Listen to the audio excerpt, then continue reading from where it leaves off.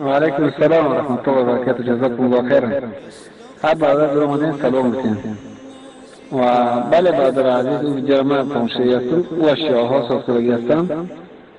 گپ های هم برادر که گپ میزنه اگر همو بجرا بگین قیچی کلوی هستن.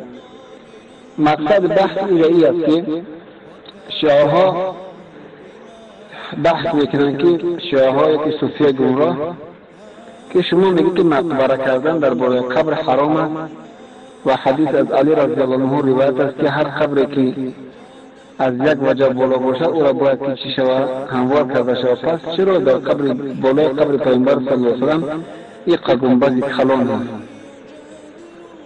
جواب این است که برادر عزیز که این گنبد که فی الحال هست قبر این در زمان پیامبر صلی الله علیه و سلم بعد از وفاتش نبود، در ابوبکر صدیق در زمان خلافت عمر رضی الله عنه نبود، در زمان خلافت عثمان رضی الله عنه نبود و در زمان تابعین و تبع تابعین هم نبودند. پس از کجا آمد؟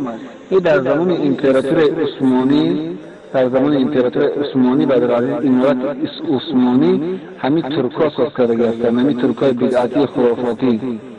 فهمید؟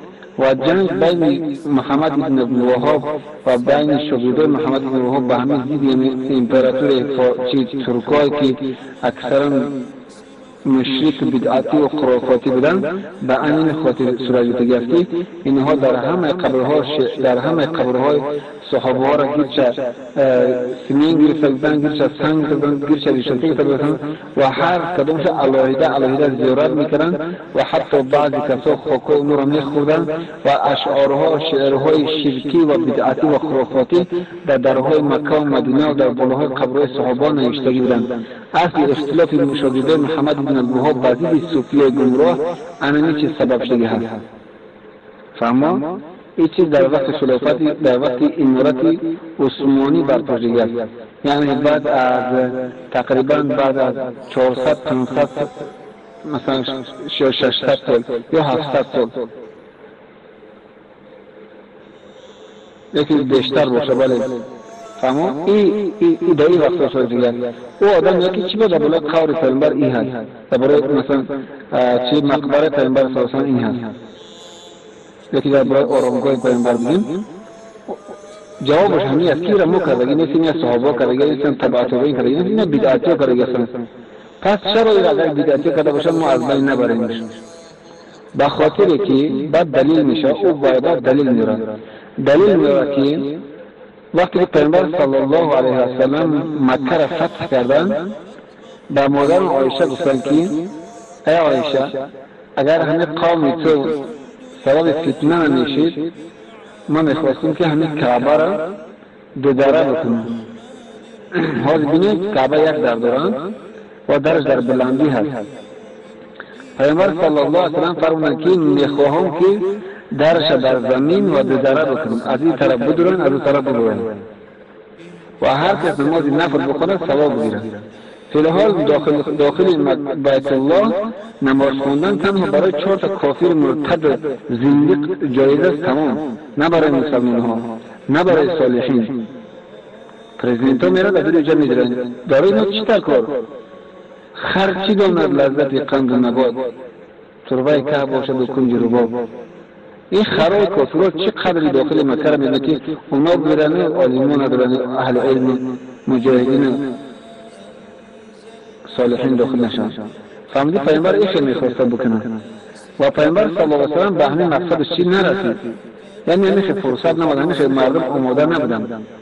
تمام این برادر همین گپ میگن، گپش قیچی میکنن که میگه که همین بینای مکه میگه از مشرکین است.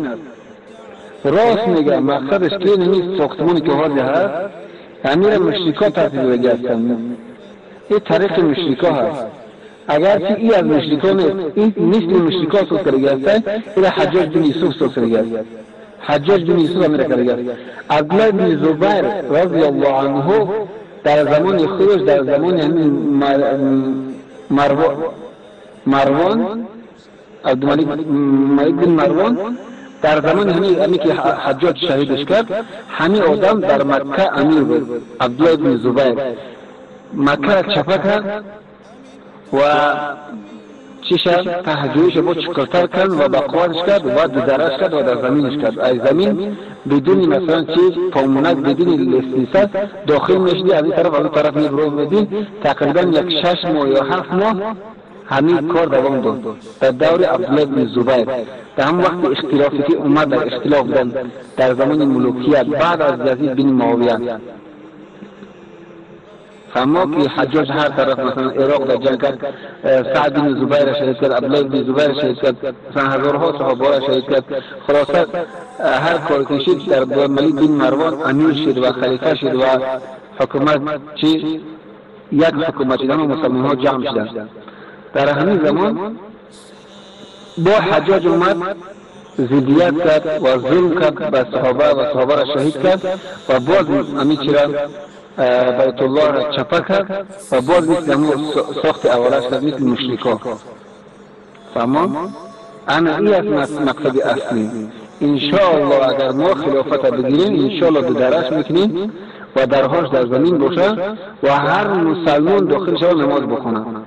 فما تو بخونی ما بخونیم، همینجا 200 نفر کسی که هست اینا همش حق دارن، همین مسلماناش بغیر از که دیدوی کافر همه حق داره که بدوره اوجا بهترین جاست و اوجا نماز بخونه. انا ای از مقصود اصلی این نیست که بین برای ما یک سنگ سیاسی یکی گفته است سجده کنین نعوذ بالله. الله میگه که فولوا وجهکم شطر المسجد الحرام، که چهراتون که تایی وقت بسمی مسجد اقصا میخونده اگه بسمی مکه نماز میخونید. پیامبر صلی الله علیه و سلم اول به طرف مسجد اقصا نماز میخونن، میگن که قبله اول به همین خاطر، بعد با طرف بیت الله شد، بعد تا روز قیامت دیگه طرف بیت الله نماز میخونین. انا یک تفصیلا درباره این قصه. جزاکم الله خیرا.